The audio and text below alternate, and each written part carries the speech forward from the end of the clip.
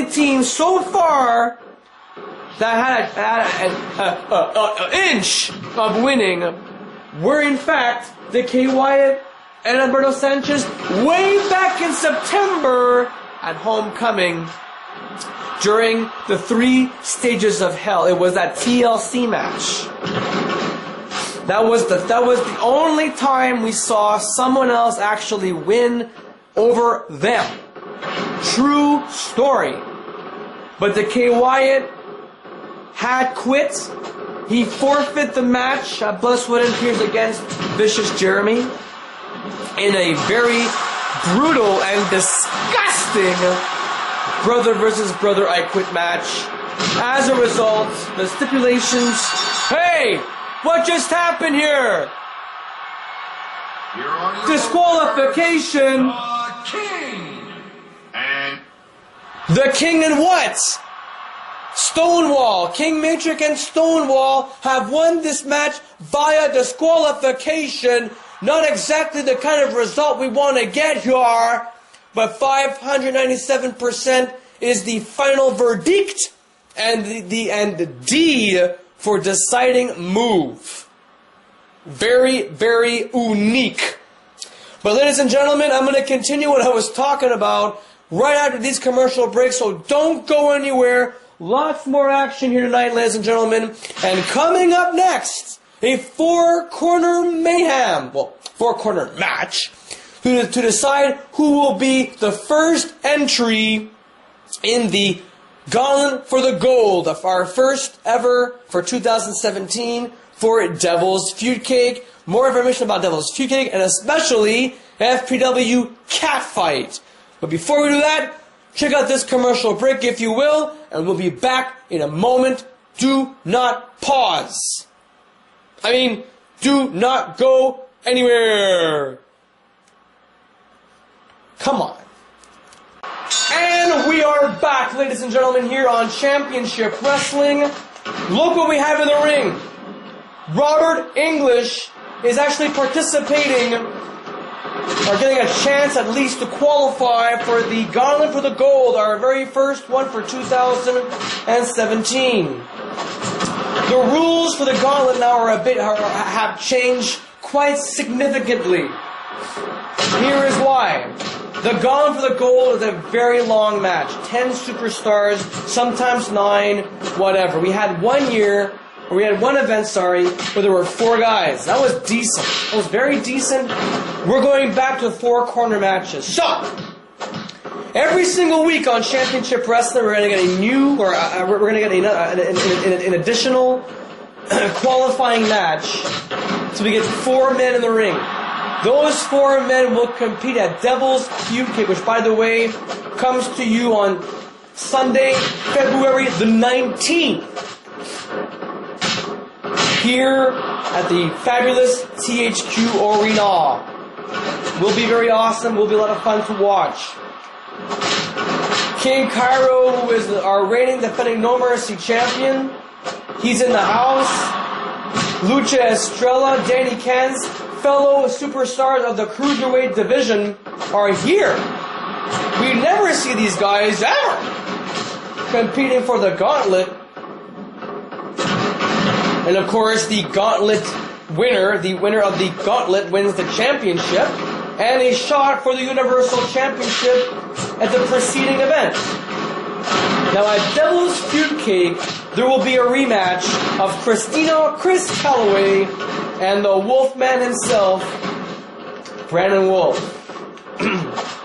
What happened at Blood, Sweat, and Tears in our main event was something we've never seen before. A woman, a vivacious and seductive woman like Christina Calloway winning the Universal Championship, and at the main event at Blood, Sweat, and Tears of all pay-per-views, and it was not a singles match, but a triple threat with Kenan Jackson Jr., who ultimately got the pin, by the way. Brandon Wolf never forfeit. He never got pinned 1, 2, 3. The championship committee would love to see Brandon Wolf get a rematch. He deserves a rematch for sure after being undefeated for practically, actually he was undefeated for a whole year and some.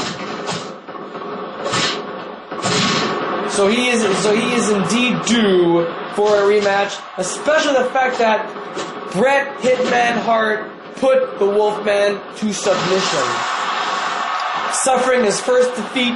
So now the Wolfman has 2 losses. How on earth will the Wolfman feel after? I mean, what's he gonna feel after all that?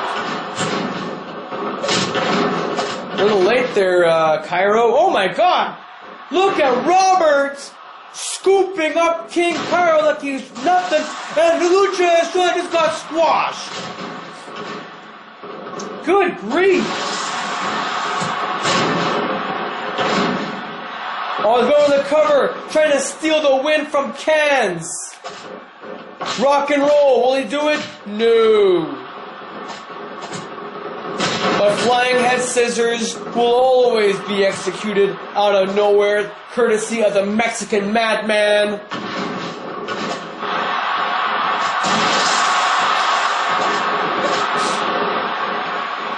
Boy, I am telling you, it is FPW for 2017 is going to be very, very exciting. Because of Devil's PK, but also because of what's happening in just a couple of weeks from now. It's our 3rd annual Catfight pay-per-view. An all Divas pay-per-view. All for the right. For women to have their own show and ultimately go for the biggest championship there is, the FPW Women's Championship.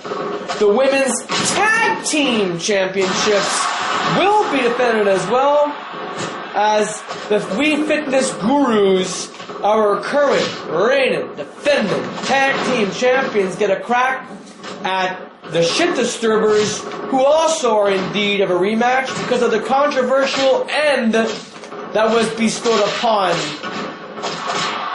the teams.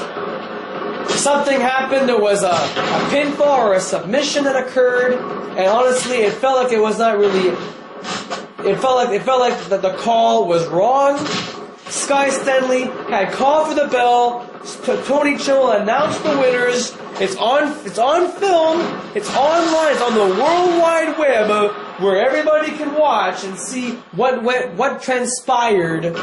But the championship committee always had the final say, and we're going to have a rematch, and it's going to happen at Catfight. Looking forward to it, folks, on Sunday, January 22nd. Mark it on your calendars, fans. Sunday, January 22nd. It'll be our 3rd annual Catfight pay-per-view. Oh my God. King Cairo went airborne. And I think he's hurt, fans. Denver Can's just staring at him right there.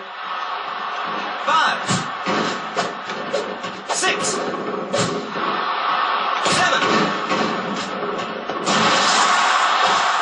Oh, watch out there, King. Oh my God. That's the burnout. That was broken up rather quickly, courtesy of Robert English. Before the commercial break, ladies and gentlemen, the end result of that first match, a disqualification. Very upsetting news. I still want to check out the footage to see exactly what went down, because Sky Stanley was on the ring ropes and all of a sudden calls for the bell. Who was responsible for this? 1, 2.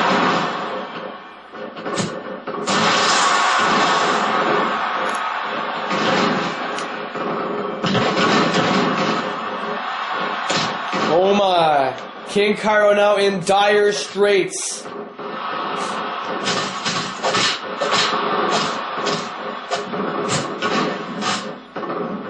I don't think we've seen King Cairo in a 4-corner match in a long while. But Danny Kent is rocking this match.